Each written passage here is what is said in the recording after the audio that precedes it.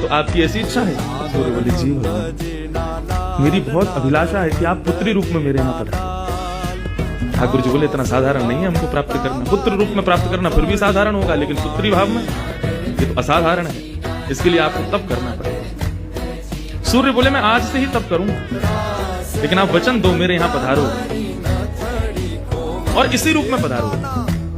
मोहिनी ने कहा यदि मैं तुम्हारे भजन से प्रसन्न हुई, यदि तुम्हारी भक्ति में तुम्हारे प्रेम में प्रबलता हुई, मोहिनी 33 कोटि देवताओं को मोहित करती है, लेकिन तुम्हारे भजन के प्रभाव से मैं जब तुम्हारे यहाँ अवतरित होंगी तो मोहिनी को भी मोहित करने वाला रूप धारण करती हूँ। मोहिनी जिसने तीनों लोगों को अपने रूप पर न्योछावर कर दिया, वो मोहिनी भी जिस रूप को देख करके मोहित हो जाए, वो रूप आएगा आपके यहाँ। वही सूर्य वृषभानु जी के रूप में प्रकट हुए, और जब वृषभानु जी के रूप में प्रकट हुए, उससे पहले एक राजा के रूप में भी आए थे, तब भी इन्होंने तपस्या की थी, लेकिन ठाकुर जी नहीं पधारे।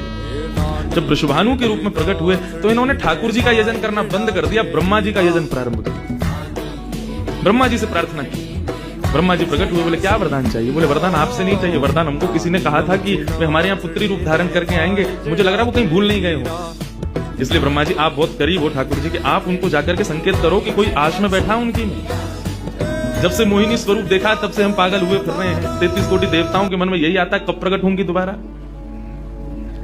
कृपा करो, आप प्रार्थना करो कि वो पधारें। ब्रह्मा जी